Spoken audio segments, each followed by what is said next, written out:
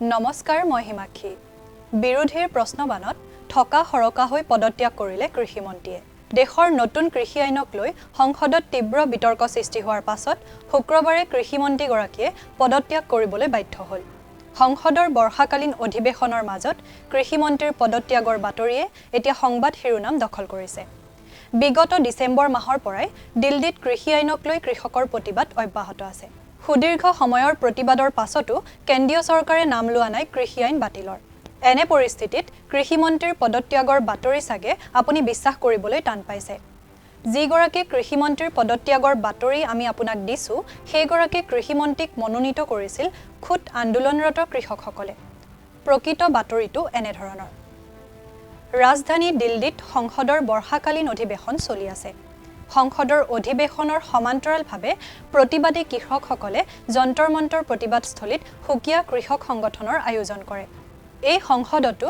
অধ্যক্ষ উপাধ্যক্ষৰ লগতে এগৰাকী কৃষক নেতাক কৃষি মন্ত্ৰী হিচাপে মনোনীত কৰা হ'ল কৃষক সমাজে নিজৰ মাজতে শাসক বিৰোধী দুটা গোট গঠন কৰিলে দুই পক্ষৰ মাজত কৃষি আইনক লৈ হ'ল তীব্ৰ বিতৰ্ক অৱশেষত বিৰোধীৰ যুক্তিত হেও মানি পদত্যাগ কৰিলে কৃষক সদনৰ মনোনীত কৃষি মন্ত্ৰীগৰাকীয়ে কৃষক সদনত কৃষি মন্ত্ৰীৰ দায়িত্ব দিয়া হৈছিল কৃষক নেতা তথা পঞ্জাৱ বিশ্ববিদ্যালয়ৰ প্ৰাক্তন ছাত্ৰ ৰবনীত সিং বৰাৰক শুক্ৰবাৰে যন্তৰ মন্তৰত কৃষকসকল সমবেত হওঁতে দিনৰ প্ৰায় 11:30 হৈছিল তাৰ পাছত তেওঁলোকে কৃষক সদনৰ বাবে অধ্যক্ষ উপাধ্যক্ষ কৃষি মন্ত্ৰী আৰু অন্যান্য প্ৰতিনিধিসকলক নিৰ্বাচন কৰে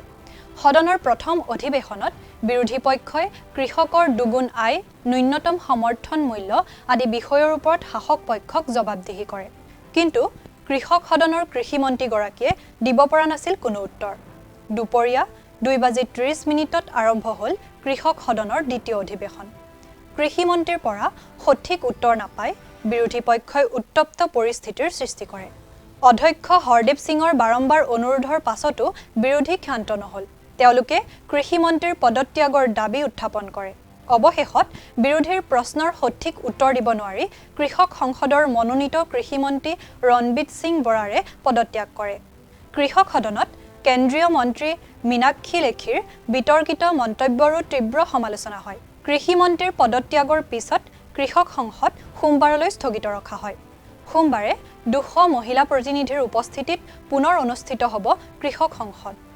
সংসদৰ বৰ্ষাকালীন অধিৱেশনৰ মাজতে কৃষকসকলে প্ৰতিবাদৰ নতুন পন্থাৰূপে দিল্লীত অনুষ্ঠিত কৰা এই কৃষক সদনে এতিয়া সকলোৰে দৃষ্টিক আহিছে আপুনি নিশ্চয় অৱগত যে দেশৰ কৃষকসকলে বিগত বৰ্ষৰ ডিসেম্বৰ মাহৰ পৰা কৃষি আইনৰ বিৰোধিতাৰে অৱস্থান কৰি আহিছে দিল্লীৰ সিংঘু সীমান্তত বৰ্তমানলৈকে কৃষক আৰু কেন্দ্ৰীয় চৰকাৰৰ মাজত 12খন বৈঠক অনুষ্ঠিত হৈছে যদিও উলোৱা নাই কোনো সমাধান সূত্ৰ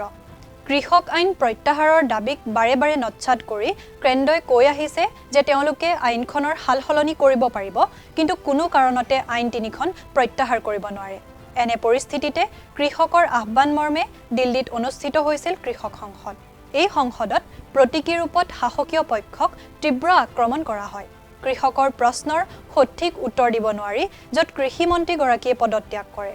অহা 9 আগষ্টলৈ এনেদৰে দিল্লীত অনুষ্ঠিত হ'ব চলিত কৃষক সংসদ উল্লেখ্য যে 22 জুলাইৰ পৰা 9 আগষ্টলৈ ৰাজধানী দিল্লীত কৃষকৰ প্ৰৱেশৰ অনুমতি দিয়াৰ পিছতেই কেন্দ্ৰই যন্তৰ মন্তৰ আৰু দিল্লী সীমান্তত বৃদ্ধি কৰিছে নিৰাপত্তাৰ ইফালে বিগত বহুদিন ধৰি কৃষক আন্দোলনৰ প্ৰসংগত সম্পূৰ্ণ নীৰৱ স্থিতি অৱলম্বন কৰি আহিছে কেন্দ্ৰই যেন কতো একো হোৱা নাই এনে পৰিস্থিতিত কৃষক নেতা ৰাকেশ টিকাইতে সিংহৰ সৈতে তুলনা কৰিছে কেন্দ্ৰীয় চৰকাৰক তেওঁ কয় যে সিংহ শুই থাকিলেই হৰিণাই নিৰাপদ বুলি নিশ্চিত হোৱাটো হ'ব চৰম মূৰ্খামি কেন্দ্ৰীয় চৰকাৰৰ এই নীৰৱতাৰ মাজত নিশ্চয় লুকাই আছে গোপন অভিসন্ধি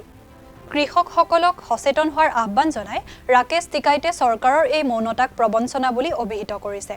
কৃষক নেতাগৰাকীয়ে চৰকাৰক প্ৰত্যাহ্বান জনাই কয় যে চৰকাৰে ডিজেলৰ মূল্য যিমানেই বৃদ্ধি নকৰক কৃষি আইন বাতিল নকৰালৈকে ৰাজপথত সদায় ট্ৰেক্টৰলৈ সাজু থাকিব তেওঁলোক